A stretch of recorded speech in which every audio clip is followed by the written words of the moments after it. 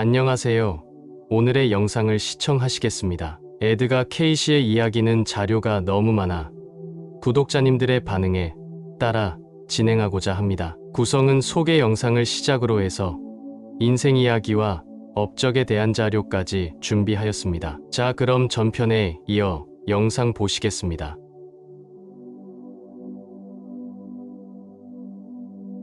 리딩에서는 자주 성서에 나오는 글귀나 예가 인용되곤 한다. 성서야말로 에드가 케이시의 깨어있는 삶에서 중요한 부분이었기 때문이다. 리딩의 말투는 대부분 성서적 어조였으며 때로는 말 자체가 난해해서 해석하기가 어려웠다. 리딩이 끝날 때쯤 해서 잠을 깨라는 암시가 주어지면 최면 상태에서 깨어났다. 초창기 시절 내내 알레이는 최면 인도자의 역할과 리딩의 속기사 역할을 동시에 수행했다. 그는 에드가에게 적절한 암시를 주고 사안과 관련된 질문을 하고 리딩의 내용을 기록했다. 나중에는 에드가의 부친과 거트루드 에반스 케이시가 대부분 최면 인도자의 역할을 맡았다. 그리고 전문적인 속기사도 고용되었다. 에드가 케이시가 알 레인과 함께 일할 때 그는 호킨스빌에서 보울링 그린으로 이사했는데 그곳의 서점에서 좀 더 보수가 나은 일자리를 얻을 수 있었다. 1903년 6월 17일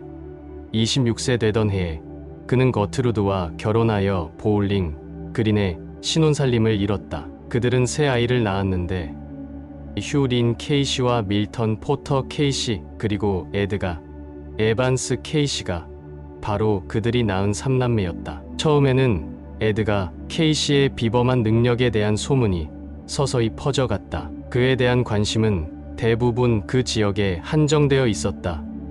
보울링 그린에 사는 동안 그는 자신이 현실적이고 겸손한 남자로 보이기를 원했으며 이웃들이 자신의 비범한 재능을 알아채지 못하도록 애썼다. 그는 자신의 재능이 아니라 인간으로서 사랑받기를 원했다. 그리고 다른 사람이 자신을 괴짜로 여기기를 바라지 않았다. 평범한 무명인으로 살고자 했던 그의 계획은 1910년 10월 9일에 완전히 무산되었다. 바로 이날 그에 대한 2페이지짜리 기사가 사진과 함께 뉴욕타임즈의 헤드라인을 장식했다. 그 기사는 웨슬리 캐첨 박사가 쓴 보고서에서 발단되었는데 캐첨은 호킨스빌에서 개업한 동종요법 의사였으며 에드가 케이시로부터 몇 번 리딩을 받은 적이 있었다. 타임즈와 다른 신문들의 기사가 실리면서 케이시는 온 나라의 관심을 끌게 되었다. 캐첨 그리고 후원자의 권유에 의해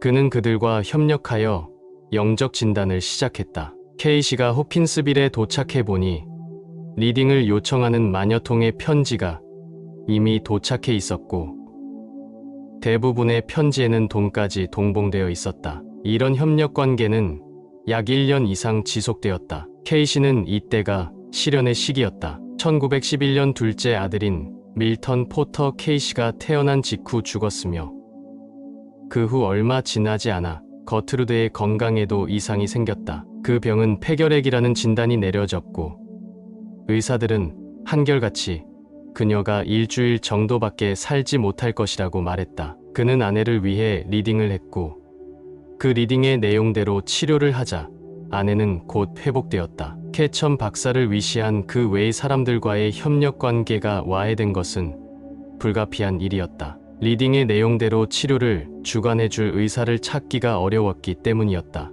전형적인 예를 들자면 치료에 관한 정보가 에드가의 리딩에서 나왔다는 것을 안 의사들은 더 이상 그 치료법을 따르지 않으려고 했다. 리딩에 근거한 치료가 지속되기 위해서는 완전한 장비와 모든 분야의 전문의사를 갖춘 병원이 필요했다. 그리고 그 전문의들은 의학적 전문 지식에도 숙달되어 있고 리딩의 유용성에도 확신을 가지고 있어야 했다. 이런 병원을 설립할 기금을 모으기 위해서 캐첨 박사는 돈을 벌 수 있는 정보를 얻기 위해 리딩을 이용하고자 했다. 에드가 케이시는 그 사실을 깨닫자마자 더 이상 그들과 함께 일하지 않기로 결심했다. 이 불협화음은 그가 오랫동안 염려해 오던 점이 표면으로 드러난 결과였다. 최면 상태에 있는 동안 그는 자신이 받는 질문이나 대답에 대해 의식하지 못했다. 때문에 리딩을 인도하는 사람이 무심결에 잘못된 질문을 한다거나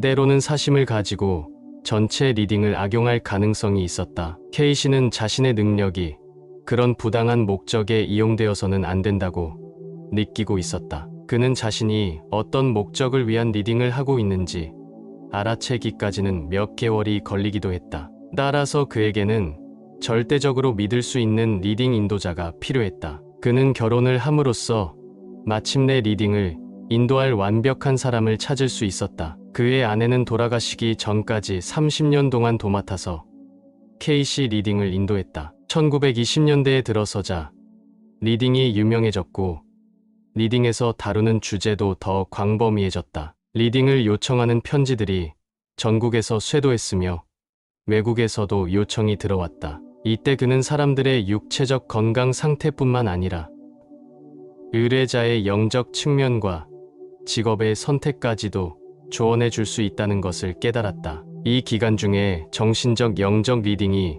육체적 리딩에 덧붙여지고 곧 이어 세상 일에 대한 예언적 리딩도 추가되었다. 1923년에는 에드가 케이시의 업적에 큰 영향을 미쳤던 두 가지의 중요한 발전이 있었다. 그 해에 그는 리딩을 기록할 전문속 기사를 고용하기로 결심했다. 그는 그레디스 데이비스라는 젊은 여자 속기사를 채용했다. 그레디스는 에드가의 가족이 경제적으로 어려울 때에도 함께 살면서 그녀의 전 생애를 그 일에 헌신했다. 그녀는 1923년 이후에 행해진 거의 모든 리딩을 기록했으며 에드가 케이시가 죽고 난 다음에도 그 기록들을 보존하는데 결정적인 공헌을 했다. 두 번째 중요한 사건은 오하이오주 데이톤 출신인 아서 라머즈가 에드가의 리딩 작업에 합류하게 되었다는 것이다. 라머즈는 철학, 비교 종교학, 형이상학 등의 주제에 비상한 관심을 가지고 있었는데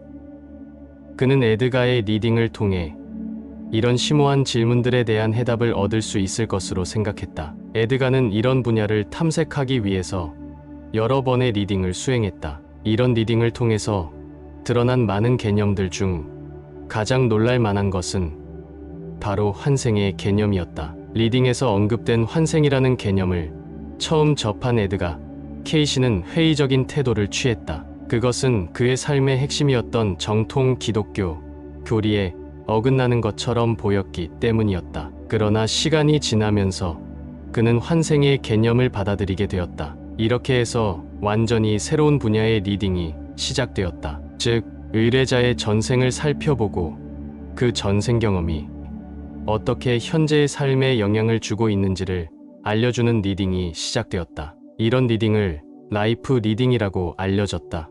요즘 현대 사회에서는 매우 활성화되어 있는 전생 체험, 최면술이다. 자신의 삶이 비비꼬여 잘 풀리지 않는다면 한 번쯤은 받아 볼만하다고 생각한다. 라머즈의 요청에 따라 에드가 케이시는 가족과 그레디스 에반스와 함께 데이톤으로 이사했다. 그러나 불행하게도 라머즈는 곧 재정적 어려움에 처하게 되었다. 이 때문에 에드가의 가족은 아주 어려운 시기를 맞게 되었다. 그들은 메디칼 리딩과 라이프 리딩을 통해 들어온 수입만으로 그 어려운 시기를 겨우 넘길 수 있었다. 리딩에 의해 도움을 받은 사람들 중에 모톤 블루멘탈이라는 성공한 증권 중개인이 있었는데 그도 라머즈처럼 형이상학에 관심을 가지고 있었다. 그는 에드가로부터 아주 긴 일련의 라이프 리딩과 철학적 통찰을 들은 적이 있었다. 1925년 블루멘탈은 에드가의 가족이 버지니아 디치로 이주하도록 자금을 지원했다. 사실 몇 해 전부터 버지니아 비치야말로 에드가 케이시가 일할 곳이라는 리딩이 주어졌었다. 1927년 전국 조사협회가 영적 능력, 특히 에드가 케이시의 영능력을 조사하기 위해서 결성되었다. 그 협회는 그런 영적 능력이 실질적으로 어떻게 작용하는지 밝히고자 했으며 각 개인을 교육시켜 내면에 잠재되어 있는 고도의 정신능력을 개발코자 했다. 이런 목적이 달성되기 위해서는 케이시의 메디컬 리딩이 치료에 직접 응용될 수 있는 병원이 꼭 필요했다. 병원 건립을 위한 대부분의 돈을 모톤 블루멘탈이 조달했으며 그 병원은 마침내 1928년 11월 11일에 완공되었고 다음 날 첫 번째 환자를 받았다. 그리고 협회가 두 번째로 벌린 사업은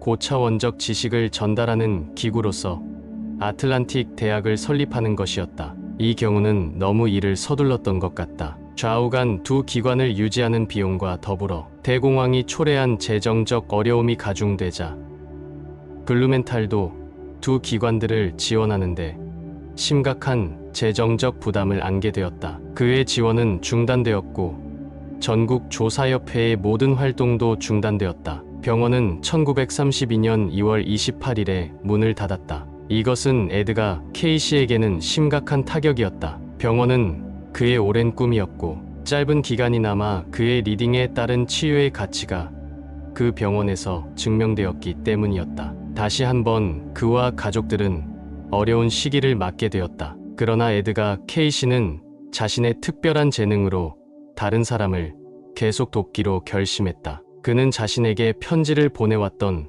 모든 사람들에게 편지를 띄워 자신이 하는 일이 중단된 협회를 대신할 새로운 기구를 만들 만한 가치가 있는 일인지를 물었다. 그 반응은 거의 열광적이었다. 그 결과 1931년 7월에 연구계몽협회가 설립되었다. ARE 회원들의 지원에 힘입어 에드가 케이시의 작업도 안정 단계에 접어들게 되었다. 그의 아들 휴린 케이시의 적극적인 관리 하에 ARE는 에드가 케이시의 특별한 능력을 더 철저히 조사할 수 있었고 그 능력들이 다른 사람에게 도움이 될 수 있도록 더 많은 노력을 기울였다. 리딩에 대한 요청은 항상 많은 건수는 아니었지만 꾸준히 지속되었다. 에드가 케이시는 1930년대의 대부분을 버지니아 비치의 집에서 다소 평온하게 보냈다. 그는 친구나 그가 하는 일에 흥미를 느끼는 새로운 방문객들을 몇 분 만나면서 지냈다. 그는 하루에 2번 리딩을 했으며 나머지 대부분의 시간을 편지를 읽고 답장을 쓰는데 할애했다.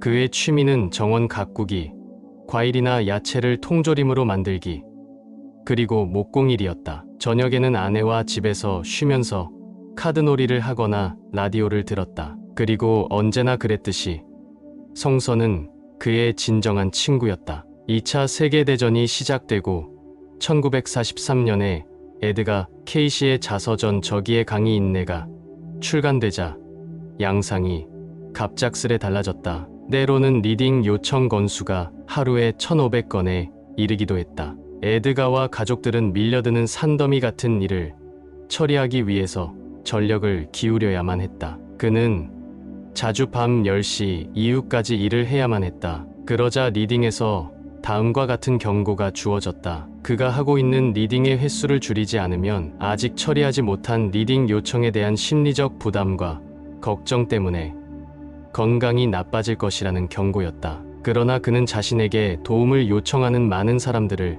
모른 채 할 수가 없었다. 1944년 8월 그는 마침내 과로로 인해 쓰러지게 되었다. 결국 자신을 위한 리딩을 한 후 그 리딩이 지시하는 대로 그와 아내는 버지니아 로아노크에 있는 휴양시설에 들어갔다. 그곳에서 그는 한동안 건강이 회복되는 듯 했다. 에드가 케이시의 마지막 리딩은 1944년 9월 17일 로아노크에서 행해졌다. 이 마지막 리딩에서 그는 자신이 회복되어 다시 일할 수 있었으면 하는 소망을 내비쳤다. 그러나 한편으로는 자신이 세속적인 의무에서 완전히 벗어나게 될 것 같다는 점도 강조했다. 일주일 뒤에 할아버지는 심장마비를 일으켰다. 11월에 버지니아 비치의 집으로 돌아왔는데 그는 그곳에서 폐수종으로 1945년 1월 3일에 떠났다. 3개월 뒤 부활절 날 아침 거트루드 케이시 역시 떠났다.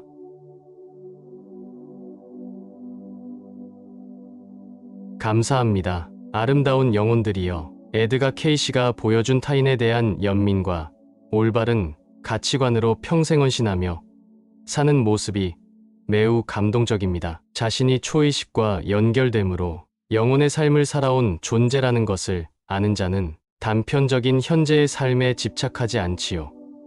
그래도 현재의 삶에 혼신을 다하는 모습이 불보살의 삶과 많이 닮아 있습니다. 아마 우리나라 기독교에서는 명상을 이단으로 규정하고 있는 걸로 압니다. 환생 같은 개념은 말할 것도 없고요. 두처 같은 성자들조차 부정하죠. K씨는 명상을 통하여 신에게 가까이 갈 수 있다고 하는데 신에게 가까이 가본 자와 그렇지 못하는 자들의 차이라고나 할까요? 성직자의 옷을 입고 신의 길을 막으면 안 되지요.